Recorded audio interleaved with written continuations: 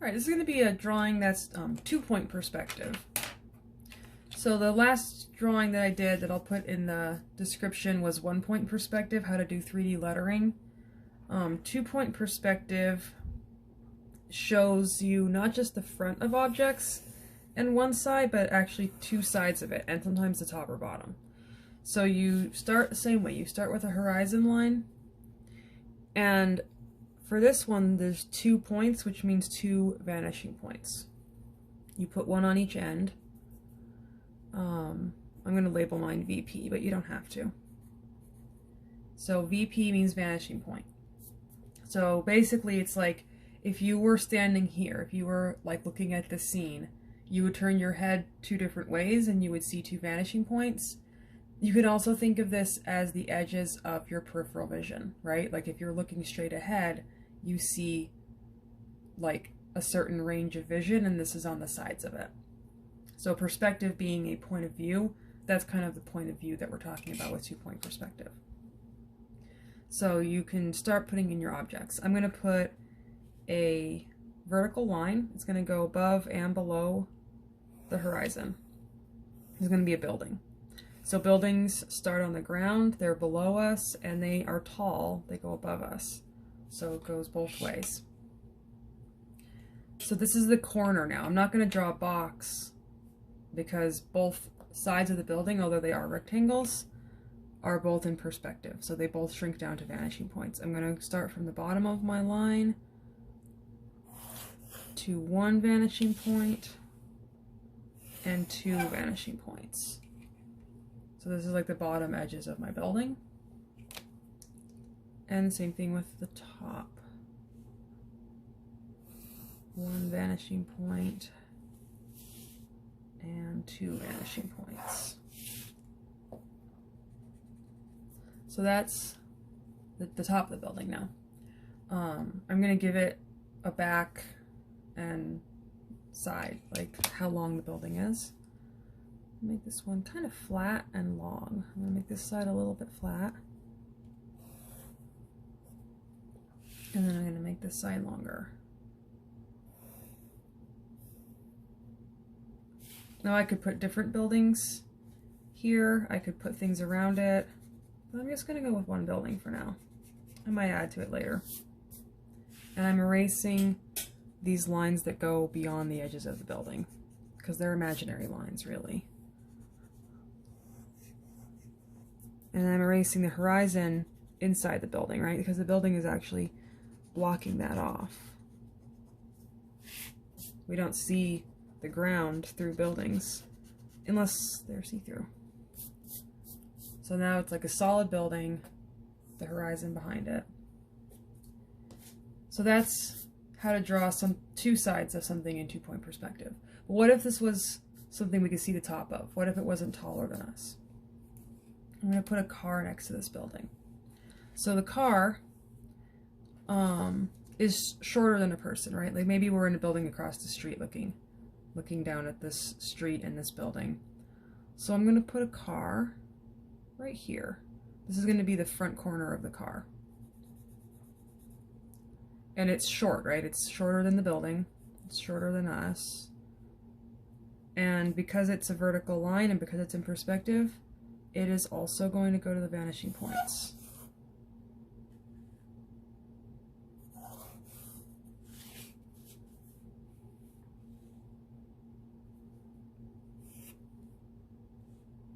And I'm just marking short lines on the front of the car because I know it doesn't go on forever. Now, how do I make sure that the car doesn't like phase through a building?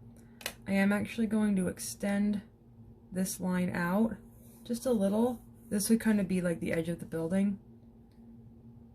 So I can know that my car has to not cross this line. I'm going to give it a good way away from that line, as if there was maybe room for a sidewalk and stuff. So there's the other corner of my car. So I've got, and then the car needs to have a back. Maybe it's like this. I'm going to make it longer. I'm going to make it into a pickup truck. Alright, so we've got now 2 sides of a car, but it looks like a cardboard cutout, right? It looks like a folded piece of paper because it needs to have a top and a back. So to make the top and back, you're still going to use vanishing points, right? The top part is essentially a rectangle, but it also has to be in perspective. So I'm going to go from this line, or this corner, top of that line, to the vanishing point.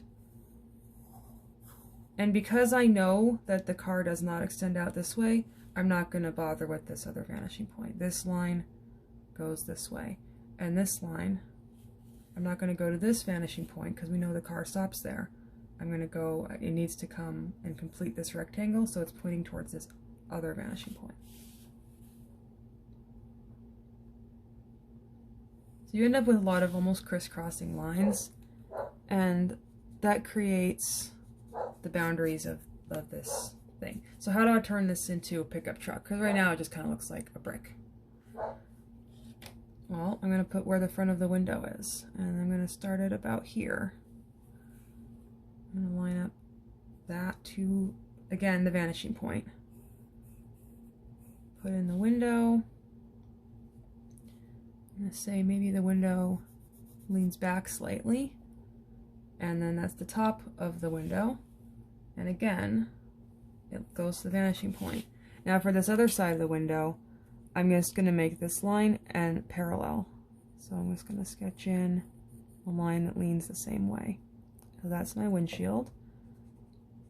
It's going to cover the bottom of the building slightly, which is actually nice because it kind of makes it look like it actually is driving past this building. And then how do I make it look like the roof is pointing the right way? Again, vanishing points. And I'm just going to go ahead and draw both sides of the roof. And then the back of the roof is going to line up to the vanishing point. And then it's going to come down with a vertical line.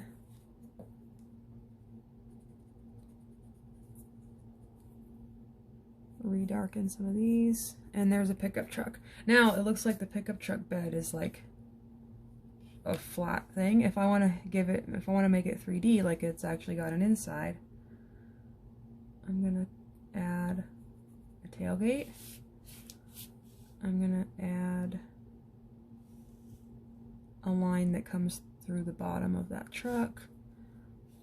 And then where that touches gives me a vertical line to that corner.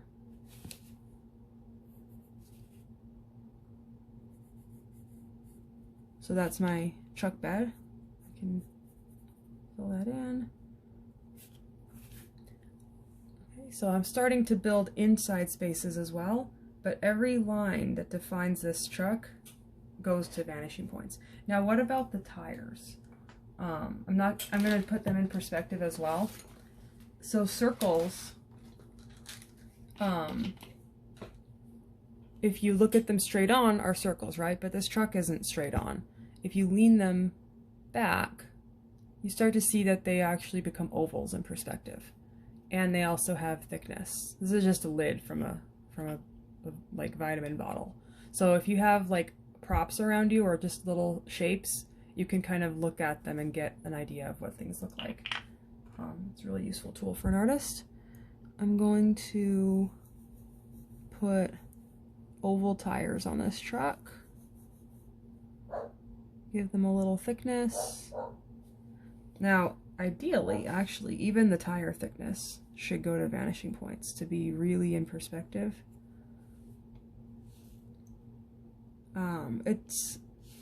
These are so small that you can't really tell, but if this was a more close-up version of a truck, the bottom of the tires would also be in perspective. I'm going to give it a little roundness, and I'm going to flatten off the top of this wheel well. I had an old truck that had flat tops on the wheel wells, and it looked pretty cool.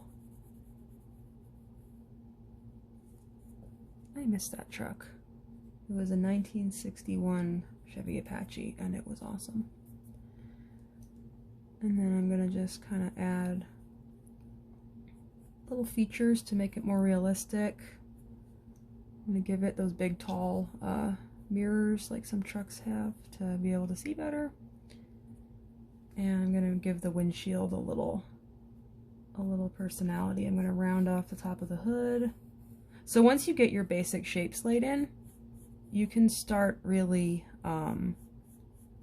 defining what makes your picture unique. I'm going to give it like a closed hood here. I'm going to give it lights. I don't know, I'm just making this up as I go. It's not any particular realistic kind of truck, but it's starting to look like maybe an older truck. Yeah, I can give it a bumper in perspective.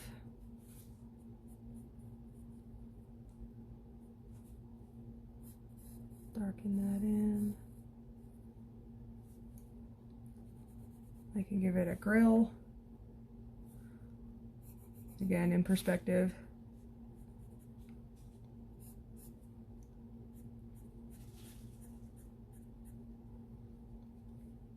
Alright, so everything I'm doing is related to perspective. So this building, right? The truck looks nice and detailed now, but the building looks pretty plain.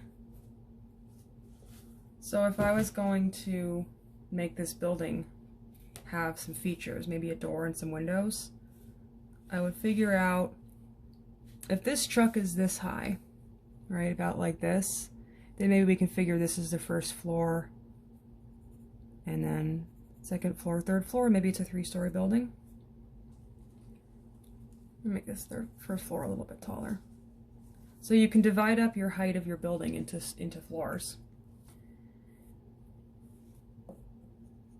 Make them approximately even. I'm going to scoot these up a little higher just because my third floor was much taller and I want them more even. There we go. So third floor, second floor, first floor. I'm going to make the height of my doors not quite as high as the first floor. Obviously, we need room between the door and the ceiling. So I'm just going to go like that. And I'm going to, if I put any doors on this side, I'm going to put them this high. I'm going to put a door right here on the corner.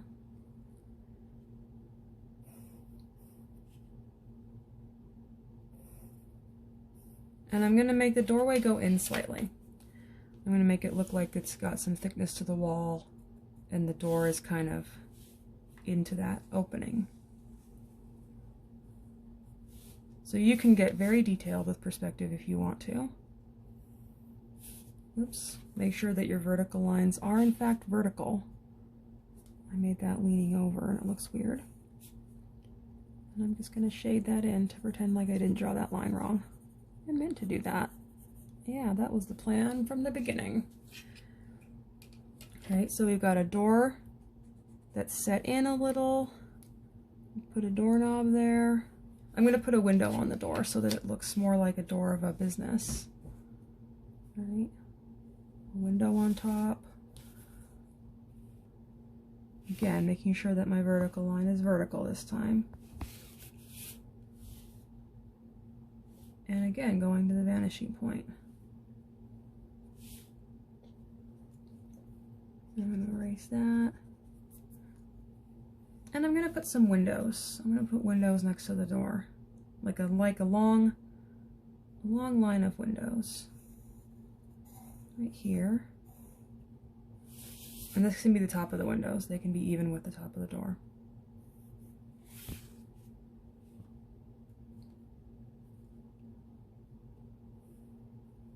Windows.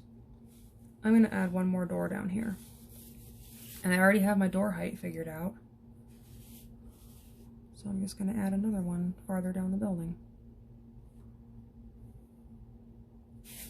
And I want it to have the same recessed quality. So I'm going to add the same thing that I did before, where I make the door set back into the building a little bit. Just makes the doorways look a little more three-dimensional. Alright, so there's my first thing. I'm going to add a window over here too. Once you get your perspective lines set up, you can just add you can add as many details as you want. And I'm gonna make this window, yeah, right next to the door, but not quite touching the wall. All right, so now my building has features. Hold that a little closer because they're kind of light. So there's a building sign.